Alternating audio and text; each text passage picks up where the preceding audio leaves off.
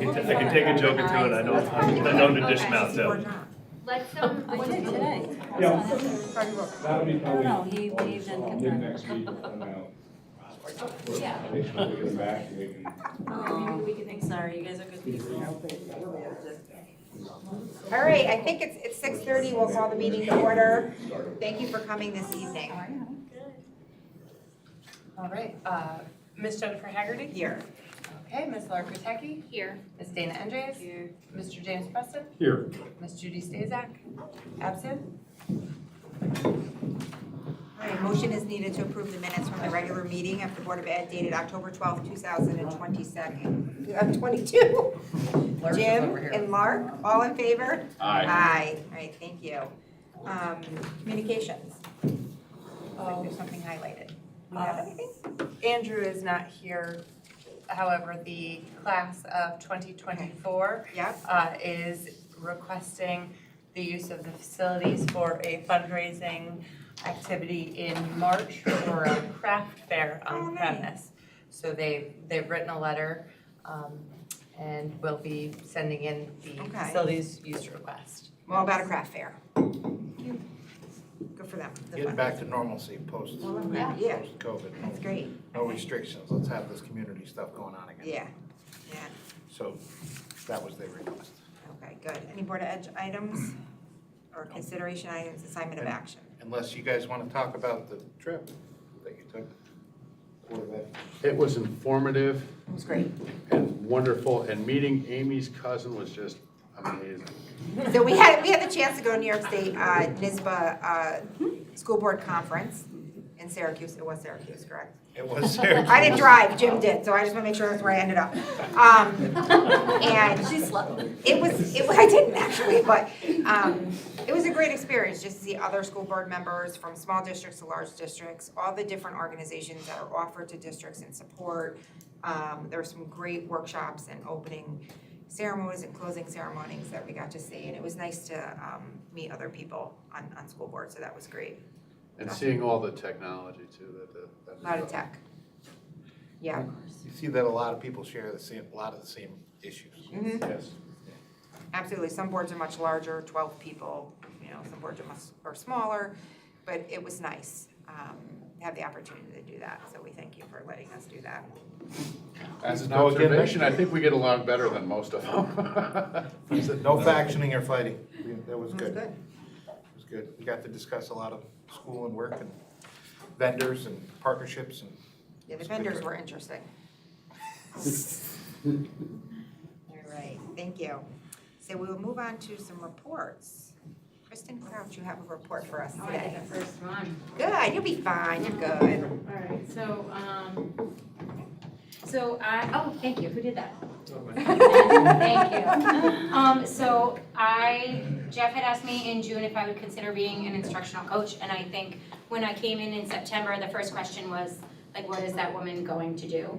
So, the first thing that I included in the presentation is, like, I created a menu of the services that I could provide, because I don't know how many of you know, but teachers are fiercely independent, but also ridiculously busy. So I thought a menu of my services would be good. It's got a second page too. So if teachers needed anything, I'm not going to read it all to you, but if they needed any support with behaviors or planning their lessons or modifying their lessons, if you go to the next page, if they need support recommending resources or analyzing data, that would be something that they could call me for, and they did. I was actually just telling Amy that I've been in 25 of the 28 classrooms so far to support teachers in some capacity, so that's been great.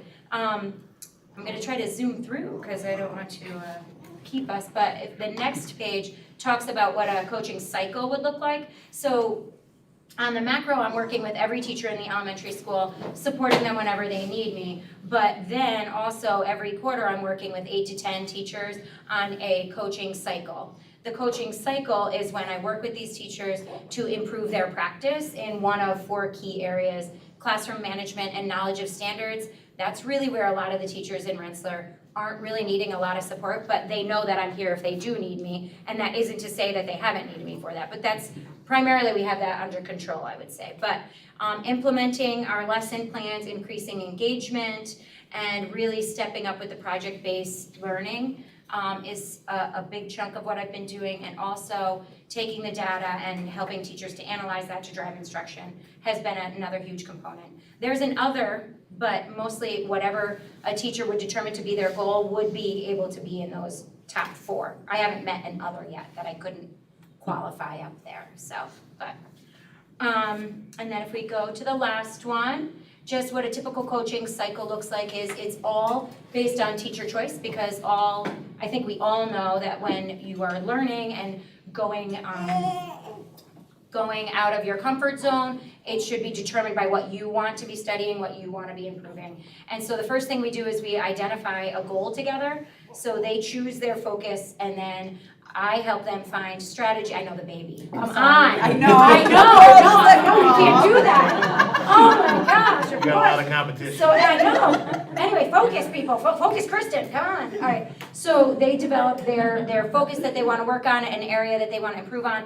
I work with them to find strategies, find the resources to learn and improve, then we implement that practice. The other thing that I haven't mentioned yet is that when they develop their focus, they also develop a student-centered goal that we can measure and that they can either reach or not reach. Because if they don't reach it, then we just come up with a new strategy and we try, 24 different ways to skin a cat, right? So we just go back to the drawing boards and try something new and different.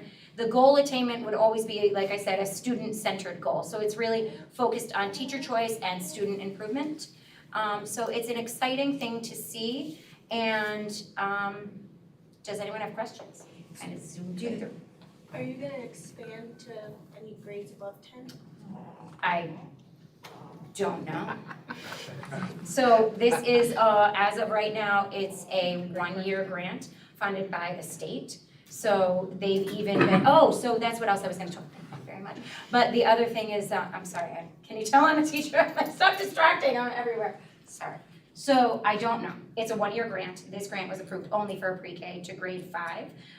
But I do see the value in going into middle and high school. I think that would be hugely beneficial. I would love to consider that or have a colleague consider that. The other thing that you may be wondering is, how am I monitored and supported?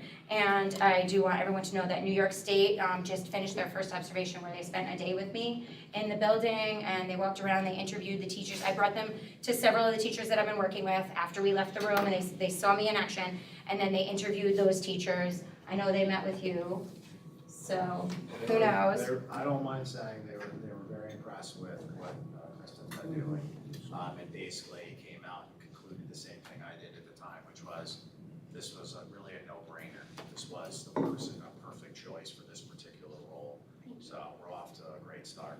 So they'll be back in February and May, just to make sure that I don't just completely, So they will be back, and, and then I also, after attending the instructional coaching conference over the summer that I attended, I was actually put into contact with Jim Knight, who's the creator of the Instructional Coaching Institute, and we have like a weekly vlog together where we kind of work on, he wanted to know what a first-year coach would kind of see and experience, so I am on a weekly communication with him, like back and forth, and he's a tremendous, tremendous resource, so. Like nationally acclaimed, he's in the UK right now, so. But if I have a question, he answers me like that day. He's like, oh, I've got a great answer for that, and so I feel very supported. I also feel supported by Mr. Palmer, and it's been wonderful so far. But what questions do you have? So you've been in like 90% of the classrooms, it sounds like, so it's people are pretty, there's no pushback from that, they're pretty open and welcoming to having. Right, so that first, in the very beginning, I made it very clear, and just quoting me on this, that I'm not there to critique, I'm not there to judge, I'm not there in any type of punitive capacity, right? I'm there to be in the room, to model lessons if you're not comfortable like in a coaching cycle yet, or to go in and help you, like it said, like analyze data. I don't have to be in there with the kids all the time, but I can be in there with the kids. So yeah, so far it's been a great response. Well, not everybody can do that, so you must be doing a great job, so thank you. Thank you, I thank think the you. big thing was them understanding that Yeah, because it's hard. she's not coming and telling Yeah. them about their conversations Yeah. and what's going Yeah. on, and I assured them as well, like, that's not the point of this. And I think that was well put on your part. I agree, yeah, and you supported it, so. So I feel like I'm gonna put you on the spot a little bit. Oh, I good. apologize, but- Thanks, Dana. First of all, I think you're the perfect person for the job. I've thought Thank that for a very long time. And I'm sure that they are learning so much from you, but I know you're the type of person that's also taking something away from this, so what are you learning? Oh my goodness, that's a really good one. So I'm learning that my way is not always the best way. And because I tend to, I'm confident in what I do, right? I've been doing it a long time, and I know there are lots of different ways to do it. But I think what I'm learning is all of the different things that all of the teachers at VR bring to the table, and how different all of our teaching styles are, but how we really are all here for the success of the students. And it's funny to see even the demeanors wise, you know, like what kids can be comfortable with and what you know, where their comfort zone is. So it's been great to be in all of the rooms and again see the kids. I go home every day and tell everyone in my family, like, I love seeing pre-KK, like I see almost every grade every day. So it's tremendous to see, and what a great student population we have. Like, you know, I couldn't ask for anything more with the kids. They're amazing, amazing kids. And I knew you'd answer that question well, so that's why. Anyone else? Any other questions? So I just want to add, it's actually in my report as kind of our faculty focus, but Kristen was instrumental in selecting this particular book. I kind of gave Jen a copy as well, The Curious Classroom. And she'll actually be presenting and working with some of the team leaders on that at faculty meetings. But I didn't know if you wanted to touch on this because it was a good selection. It goes right with our plan. Yeah, it's a very entry level text if you're trying to implement more inquiry-based learning in the classroom, which is where the students kind of determine what they want to learn about, where they want to go. Teachers are making sure that the standards are being met, but it's really driven by student choice. Whether that's, I'm thinking of some kids I've been in, whether that's choosing what resources to learn the material that they want to learn from, or whether it's how they want to present that material. It's kind of really centered on student voice, student choice, but the standards are still being met because the teachers are making sure that they're covering all those bases. The kids feel a lot of ownership and they're excited about it. Well, I think that's been our big push is, maybe working with faculty, is there's a difference between compliance and being engaged. And a lot of our teachers were concluding at certain points last year when I talked with them, like, well, maybe we do fall into more of the compliance area and we need to get to where we have the engaged student. And I think this is a step in the right direction, you know, for our teachers, and certainly just having Kristen in general in this role, I think will help with that. And if there are other texts that delve much deeper into it, and I'm actually in the middle of a course right now about inquiry-based learning, so I'm going to the deeper aspect that I could bring into the classrooms when they get through this and they start to digest that and implement it in the classroom. I can help them with those, how we can go further and kind of implement this school-wide, building on what we've done the year before. Nice, I hope we can keep it going. Hope so too. This is, integrated coaching is the highest level of PD, universally accepted as the best level of PD. So all of our PD goals, this is phenomenal to have, and as a lever that will move instruction. So, Thank you for Thank you. taking ownership of Thank it, you. thank you. So I just said to Shaylin, who's this? I did! I introduced you. I don't know what to say. Another name. All right, Megan. Megan changed her last name on The me. fact that I was married in September, engaged in October, so I am now Megan Lucas. Official. Yes, it's official. Congratulations, by the way. Thank you very much, I appreciate that. So I'm gonna fall a little bit in the lineup of reporting, now that it's an L rather than an H.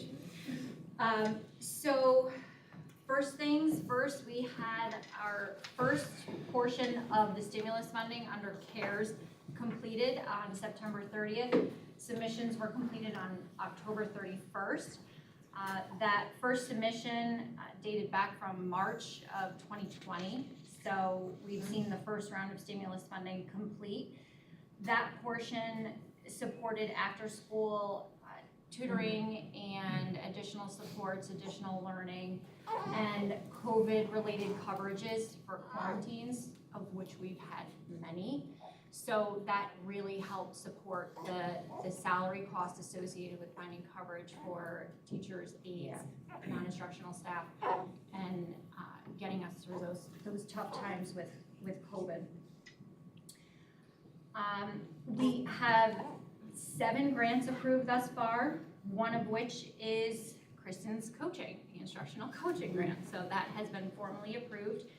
So what that means is you'll start seeing those negatives in the salary lines on the budget status report get more closely aligned with what's actually been appropriated. So hopefully the negatives will be going away by January.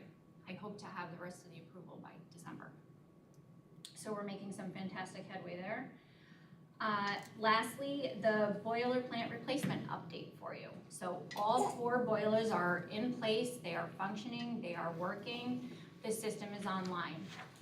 What we are still lacking is a control so that we can automatically turn the boilers on and off and set the temperature. So right now, our operations and maintenance team is manually turning them on and off, which is obviously not where we want to be. We want to be in an automated world that we're very comfortable and used to. So the issue being the supply chain at this point. The Patterson-Kelly boilers, they were supposed to come with those boilers. Patterson-Kelly has them backlogged, so they have not arrived yet, unfortunately. Train, our project management team, is prepared to put in a workaround. So this Monday, they're gonna put in a relay in each of the boilers so that we can do it automatically. As far as turning them off, checking temperatures, turning them on. It's not a permanent solution. It is very much a temporary solution, but it is an ideal solution for the time being until we get those controls actually in. And to end on a high note, Teresa Stasak and I have been working with Train to write a NYSERDA grant rebate program. And it looks like we will be approved for the rebate at $12,000 per boiler, up to $12,000 per boiler. So what that means is we may not get $12,000 for all 4 because they have to come and do an inspection, and they may say, hey, you don't need 4 boilers to operate this school. You only need 3. So whatever they determine we need, then we will get the $12,000 for each boiler. So that's fantastic. Something is good. And we can emphasize that we went from 5 to 4, so we're really trying to save for. Well, and not only that, but we had energy efficient boilers to begin with, and we've just made them more efficient with the new boilers that we have in place. Until you have to turn them on and off manually. Yes. Oh, that The makes it more system is efficient. more Nobody's efficient. gonna turn them on. Nobody's ever But turned them on. If they don't get turned our on, they're more maintenance is not efficient. Yes. That's what I tell my wife with the thermostat. So hopefully next month the control will come in and I'll be able to say, next update, because they're we're done. I feel like we've been talking about boilers forever. We have been talking about boilers for a very long time, we have. All right. Thank you, Megan. You're welcome. All right, Jeff. How's the Yeah, elementary I have a doing? series of updates tonight, but I think kind of the big theme of it is, I know we've been talking about kind of returning to normalcy, but really, I think we saw that quite a bit in October. When we look at our first set of character ed assemblies in person for the first time in years, a nice opportunity to recognize kids for positive behavior in person, have some parents come in and see their kids getting awards and things like that. You look at trunk or treat put on by the PTA. I mean, I've had 400 or 500 kids and families, a ton of trunks. You know, Dana, you were there, and really well attended, a lot of fun, a lot of smiles. It started to hit home like, all right, we've definitely kind of turned the corner here. And then even for Halloween, for the first time in years, kids being allowed to wear costumes. We're not worried about masks and social distancing and all of that. Really just could be kids and enjoy it. And we did try something different. We've always had a pre-K parade. We generally did it in the building. This year went outside with it. Everyone, faculty, staff, students went out line the track, pre-K came out. It was just a nice kind of community, school, closeness type activity that we really haven't had in quite a long time. So it continues into this month. You know, we had our second set of character ed assemblies. Tomorrow, I think, you know, we'll have our Veterans Day assembly. We haven't had that in person since 2019. So really looking forward to tomorrow. So a lot of the things that we've traditionally done for a very long time are starting to come back out again. So that's the theme we're kind of seeing at this point. You know, with the Veterans Day assembly, you know, Mrs. Nixon, as you know, is kind of the one that heads that up, but Who did the flags and the? well, that's the thing, you know, it's Mrs. Nixon, but it's the work of a lot of So when people. I came here on Sunday morning early to drive to Syracuse, it was Mr. Martin and Bill, custodian. I've seen, I definitely have seen them out there. We're out there Sunday morning, the 8U team went to Syracuse to play in a game, and we gathered out front, and they were hanging, you know, Mr. Martin was here, it was very nice. I know, I believe it was Mrs. Kent that actually took our hallway display there. Made buttons. And made the buttons and all that, which is a great touch. And then, you know, I was in observing the library class, you know, today, and they're in there doing all kinds of different activities for Veterans Day. And a lot of that will be displayed Did I in the see a hallway. silhouette of a soldier too out front? Yeah, who Yeah. did that, the art program? I actually really do not know. All I know is driving up Monday morning, it was like, I was wow. there. It looks very nice. It's unbelievable, you know, we do a great job here. So Mrs. Nixon kind of organizes it, but it's the work of a lot of people. It's just nice that it's back again. I mean, we did something kind of virtual, we sent presentations last year, because quite honestly, the veterans just weren't comfortable coming in person. But they're ready to come back. They were reaching out to us, so looking forward to that, definitely tomorrow. Mrs. Nixon also organizes our canned food drive. That is one thing we're able to maintain throughout COVID, but that's back again. And then on the 14th and 15th, we do have junior achievement coming in to work with our 4th and 5th graders. It's a nice program, well received, and I wish there is an expense that goes with it, so I wish we could expand it beyond those 2 grade levels, but I know they're looking forward to that. And then believe it or not, the first quarter is coming to a close, I actually think tomorrow. So we'll have our parent-teacher conferences later in the month and distribute report cards at those conferences. And we actually made a decision to go back to paper with them. Last couple of years, we really tried to push electronic, but the feedback from the faculty, just overall, is we want to make sure that every family is getting that report card, that they know exactly how their child's doing. So a little more traditional with paper copies with that. They always have access to electronic, and the paper copy thing, what happens is the parents that really need the conversation about the grades the most are the least likely to access the electronic report card. They kind of need it rubbed in their nose a little bit, and talked about, and it needs to be black and white for them. And the fact that the electronic works for probably 80% of people, but the 20% it doesn't work for need it the most. So that's the discussion that we had. Is it still available in school It is. tools? Oh, yeah, everything's still available It's electronically. all there electronically, and realistically, the only paper copy is really the one that's going in the old school envelope where a That you parent sign has to it. sign it. And the belief, as Joe said, I think a high percentage actually do access it and actually probably review their child's grades with consistency.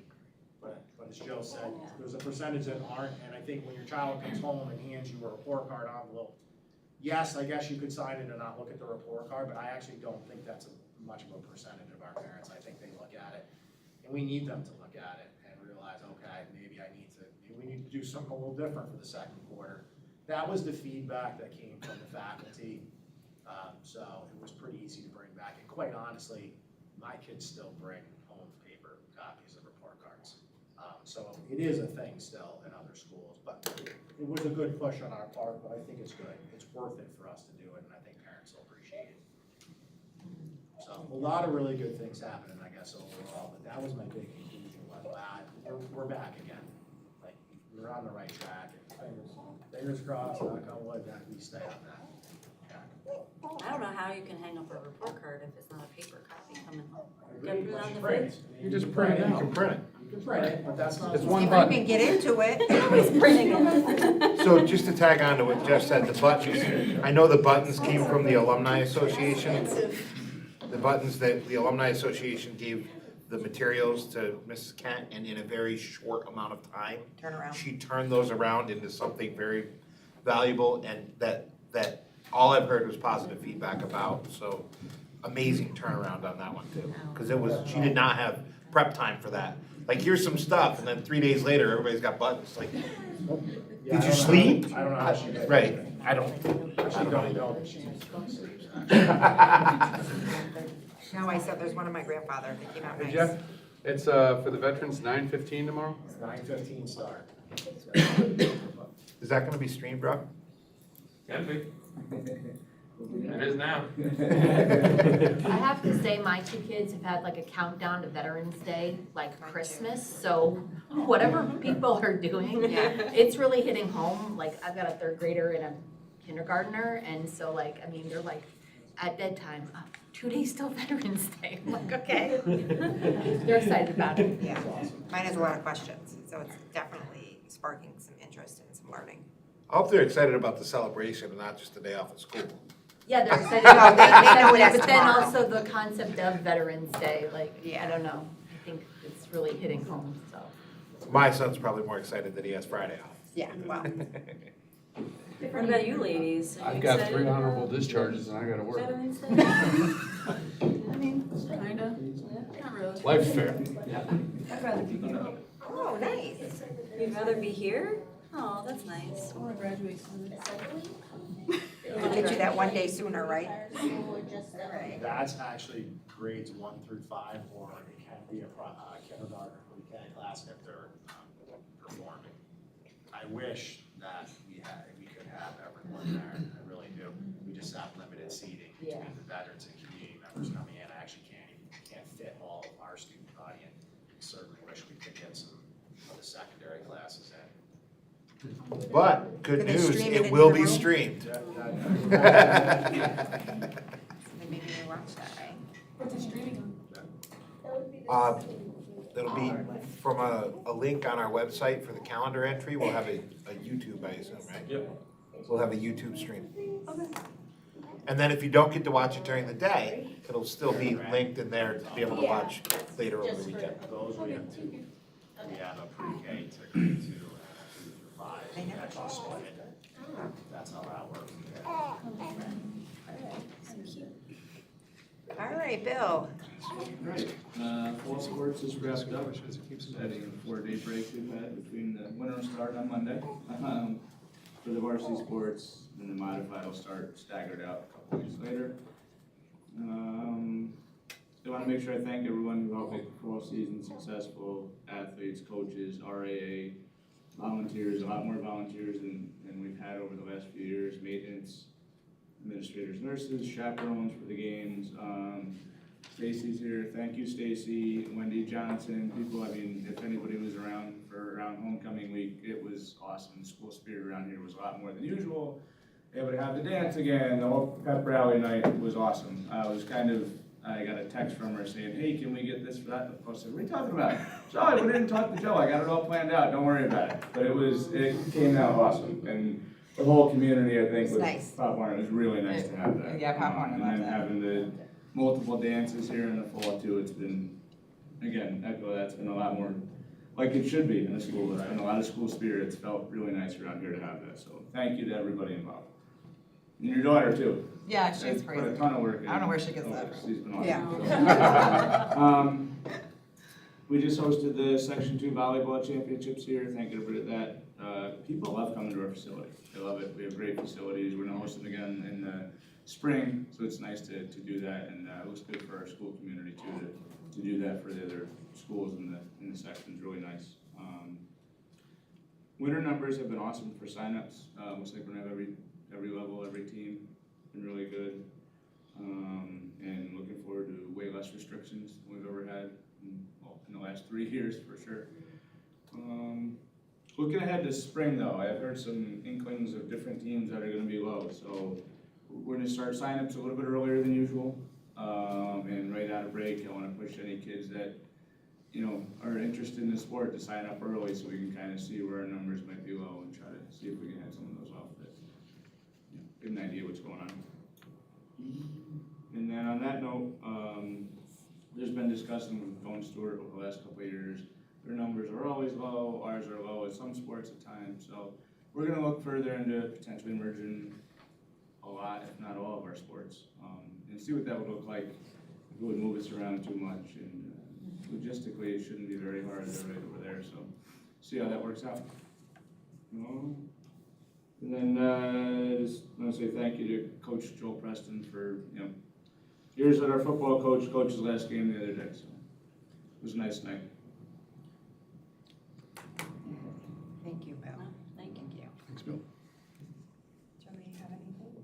Yeah, we did, instead of our go home early drill, 15 minutes early, we did a multi-department evacuation and remote dismissal drill last Friday, and it was a heavy lift for the first time through, and there was some anxiety from people who haven't seen it before, but in the end, I think I put out a survey to the teachers, mostly positive feedback and very constructive suggestions to improve moving forward.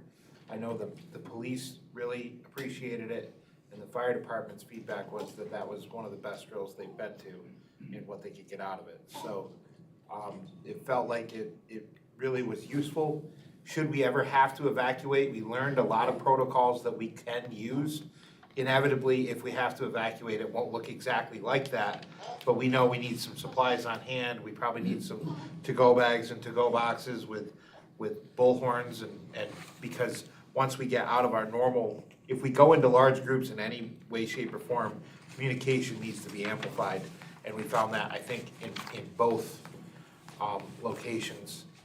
And just some of the information we keep on hand can be improved, and we need to reprogram our radios so that they can work off-site better. Those were all things that we learned along the way, but I hope that we can take it and build on it and improve on it for next year and make that a normal part of how we practice any kind of safety routines. So, all in all, I know it was a lot for some people, but I was really impressed that most parents followed directions, as well as complicated as they were, and most teachers really in the end were like, that went better than I thought it would, so. There's an invitation to visitors to address the Board of Ed. I did want to say we have some students in the audience. Thank you for coming tonight. And I'm so happy you're sitting in the front row. well, Usually I wanted to say that Yeah. usually they Hiding don't, behind usually the that students stand. don't speak and they sit way back there. So you've already asked questions and you're already engaged, making eye contact and sitting in the front, so it's It should be a fabulous. requirement from now on, right? It is a requirement, we're required to be here. No, they're in the front In the row. front row. Oh, They usually hide behind that pole right there. Oh, no, I'm front and center. Do you guys have any questions for us or anything you want to bring up? Do you have any issues? We take good stuff and bad stuff, so you know, whatever you want to tell. Say both. You got some? I know. What do you think so far? She's like, nothing I'm going to say in front of this crowd. I don't really got Jen? any concerns because the next class has to do with it and it won't be me. So, I'm mad at you. Well, we're, you know, the board, I mean, people may not think we're approachable by the student body, but we are. So if there's ever anything that you think the student body would like us to hear or talk to us about, please let us know. When you say you're out of here, where are you going? I'm gonna find out. Well, I mean, you probably are gonna have a hand in choosing, you're not just gonna find out where you're gonna go, right? I'm gonna find it. I really am. I think, I have something I'd like to say.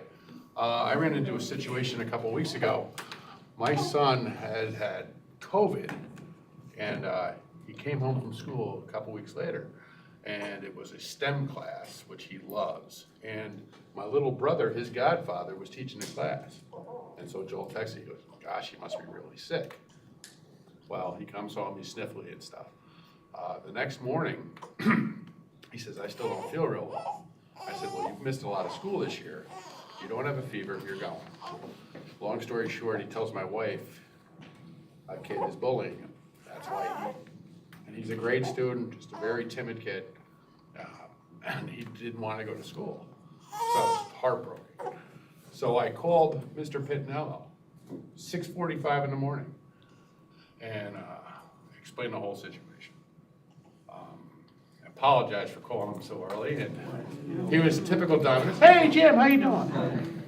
And I said, "No, it was exactly what we should do."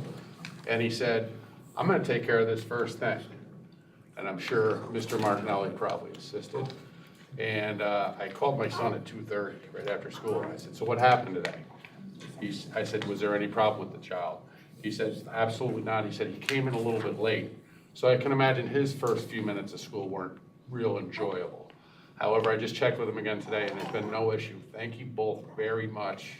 I just want everybody to know, but reach out if this is happening to you, because it's just Communication's important. awful. If they don't know, they can't help you. Thanks again. If we don't have any questions under new business, I'm gonna motion to move that section of the agenda. Second? Was there first? All first. Mark and Jim, all in favor?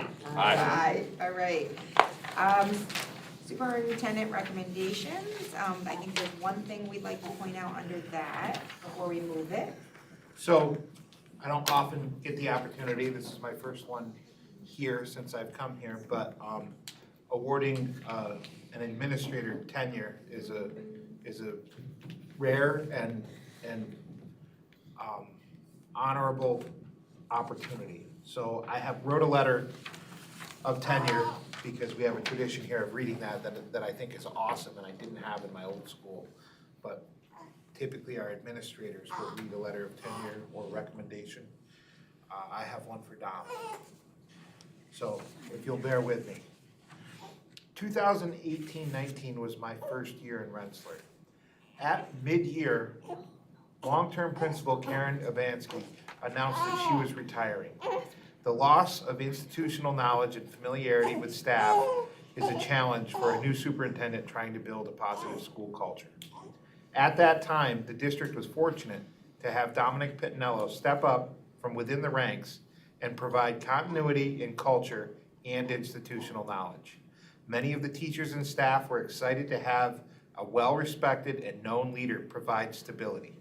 In the years since we appointed Mr. Pittinello as a principal, I have observed his interactions to be consistent and calming. Even in the most emotionally charged situations, he is able to build lasting relationships with students, staff, and parents in a natural and welcoming way. We all know that relationships are the foundation of any good education. Dom has also been a sounding board and a confidant for me as superintendent for the entire leadership team.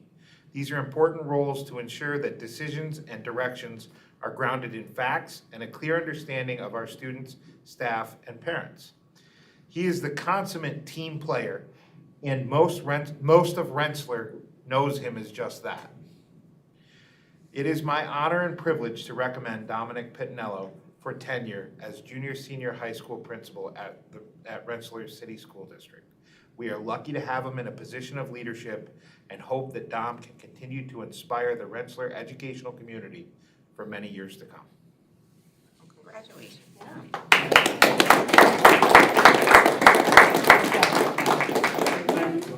All right, so motion to move new business. Mark, Jim, all in favor? Aye. Okay. No, that was superintendent recommendation. I'm sorry, I'm behind myself at this point. All right, moving on to the end here. Do we have any announcements? Executive sessions not needed? No. Correct? All right, a motion to adjourn the meeting. Mark? Can I ask Dana? a question? Oh, yes, sorry. I don't have one of those forms in front of me.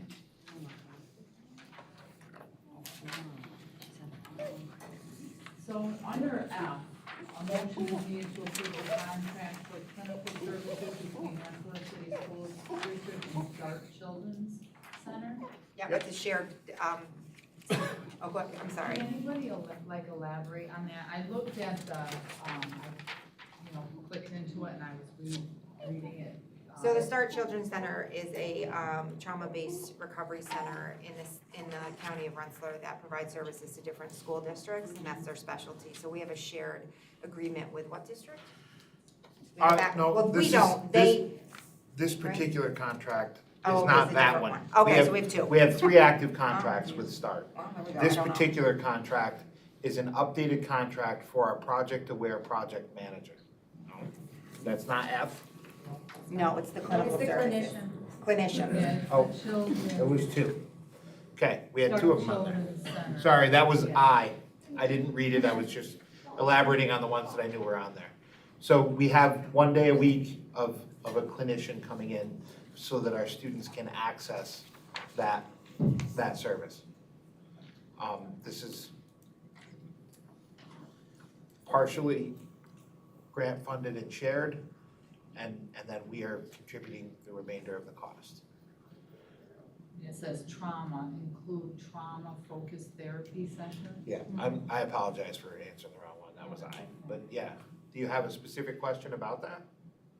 Amy may be even better at answering this one. I guess, trying to understand trauma, is it discussing like home life situations or just all of anything that could be affected, they could be affected by? Yeah, so we kind of, understanding trauma is kind of something that I think has become much more widespread in terms of understanding the various ways that kids can present with mental health, physical health, behavioral health needs when they've had exposure to major life experiences that cause trauma. And that can have happened, in your immediate past, or it could have happened some time ago and hasn't really been addressed and processed, and that there can be some longstanding, consequences from that. So someone who's a trauma-informed, clinician who's really skilled at working with children in terms of processing through whatever some of those life experiences were, so they don't continue to present further. We're very lucky to have that satellite office, and I'm really pleased that we have that funding. I wish we could have more than 1 day, but that's my wish.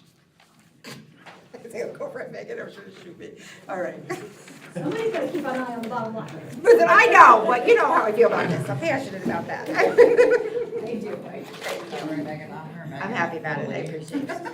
All right, motion to adjourn the meeting. Come on. Jim? Mark, all in favor? Aye. Aye, 7:14.